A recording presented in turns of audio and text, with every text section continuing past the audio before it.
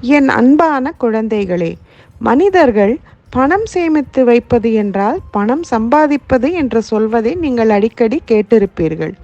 இன்று நான் உங்களுக்கு ஒரு விஷயத்தை சொல்ல விரும்புகிறேன். அதாவது, நேரத்தை சேமிப்பது என்றால் நேரத்தை சம்பாதிப்பது போல் ஆகும். நான்காவது பரிமாணமாக நேரம் கருதப்படுகிறது.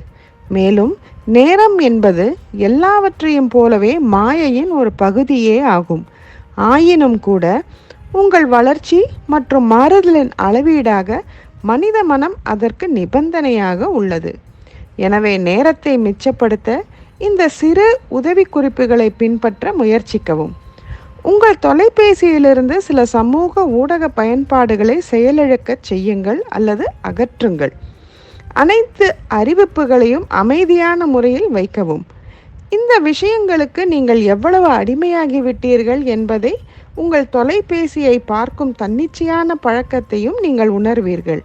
இதை கடைபிடித்தால் நீங்கள் நேரத்தை மிச்சப்படுத்துவீர்கள், மேலும் அமைதியாகவும் இருப்பீர்கள்.